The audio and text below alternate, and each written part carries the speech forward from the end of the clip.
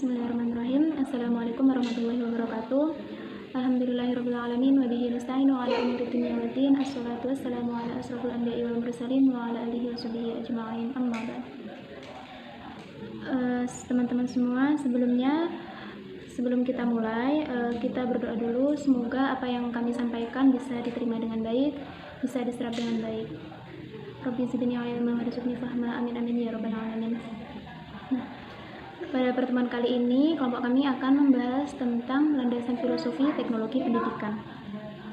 Nah, apa sih teknologi pendidikan itu? Teknologi pendidikan dalam bahasa Inggris disebut dengan Introductional Technology atau Education Technology.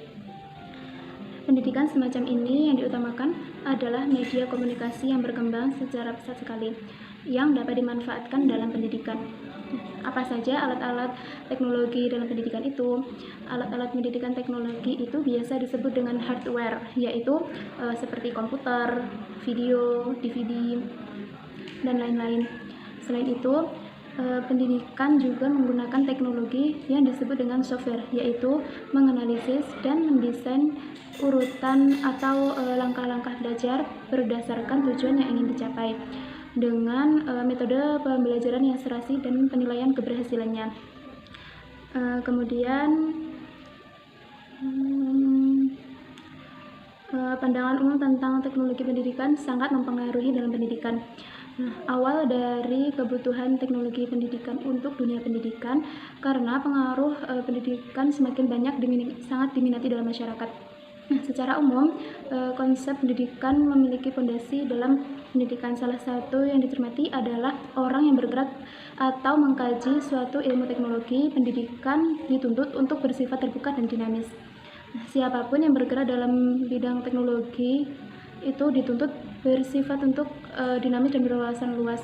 Setiap individu dengan mudah menerima ilmu dan terbuka, dan mempromosikan inovasi itu agar dimanfaatkan oleh dunia pendidikan dan masyarakat, karena teknologi pendidikan itu diciptakan untuk mempermudah hidup manusia. Langsung saja pada poin B, membahas tentang landasan filosofis teknologi pendidikan. Yang pertama, dalam landasan filosofis dapat dikaji melalui secara ontologi. Pandangan secara ontologi ini adalah pandangan secara praktis yang akan menjadi masalah utama dalam pendidikan. Sebab mengapa? Seorang siswa ataupun peserta didik ini lebih bergaul kepada lingkungannya, baik lingkungan sekolah ataupun lingkungan masyarakatnya.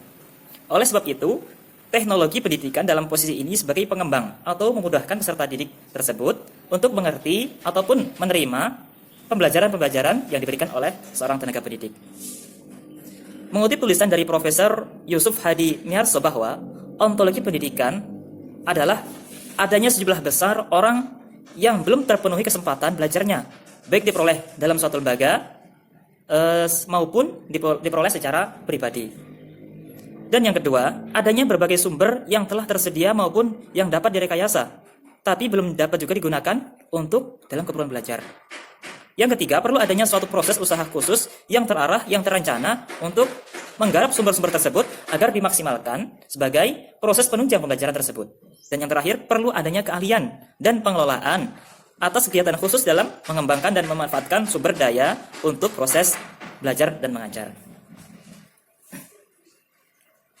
Namun, ada beberapa revolusi, bahkan 4 revolusi yang terjadi di dalam dunia pendidikan, yang pada revolusi ini menimbulkan berbagai permasalahan baru.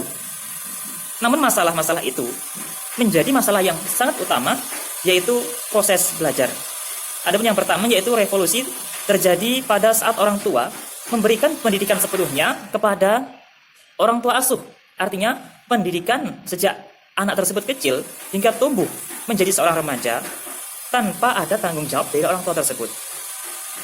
Maka dalam perkembangan revolusi ini mengemukakan bahwa kaum sufi pada tahun 500 Masehi menjadikan dirinya sebagai penjual ilmu. Artinya seorang orang tua tersebut sudah lepas beban, tidak bertanggung jawab atas segala pendidikan yang dibutuhkan oleh anak tersebut. Sedangkan revolusi yang kedua terjadi di mana guru sebagai orang yang dilimpahkan tanggung jawab untuk mendidik. Dalam pengajaran ini, guru secara bertanggung jawab, namun dari sisi lain guru tersebut memaksakan materi-materi yang telah dikuasai guru tersebut memberikan sepenuhnya kepada peserta didik. Sehingga tidak semua peserta didik tersebut mampu menerima atas pemberian materi tersebut. Dan yang ketiga, muncul ditemukan bahwa mesin cetak yang memungkinkannya tersebarnya informasi dalam bentuk buku, media cetak, dan lainnya. Sehingga hal ini dianggap sebagai media utama di samping guru untuk memerlukan pendidikan. Dan yang terakhir atau yang keempat, berlangsungnya dalam perkembangan yang sangat pesat di bidang elektronik, di mana yang menonjol di antaranya adalah media komunikasi seperti radio, televisi, dan lain-lainnya.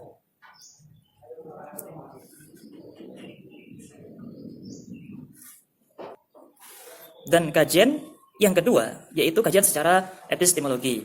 Teori pengetahuan berhubungan dengan hakikat dari ilmu pengetahuan, seperti pengandaian, dasar-dasarnya dapat dipertanggungjawabkan atas pernyataan mengenai pengetahuan yang dimiliki oleh setiap manusia. Pandangan epistemologi dalam pendidikan akan membahas tentang banyaknya persoalan pendidikan, seperti kurikulum, teori belajar, strategi, media, sarana prasarana, dan lain-lainnya. Untuk mendapatkan teknologi pendidikan, menurut tokoh Abdul Ghafur menjelaskan bahwa untuk mendapatkan teknologi pendidikan dapat dicapai dengan beberapa cara. Yang pertama, yaitu dengan secara simultan, keseluruhannya masalah-masalah belajar. Yang selanjutnya yaitu pengintegrasian atau secara sistematik. Yang ketiga, mengupayakan sinergisme.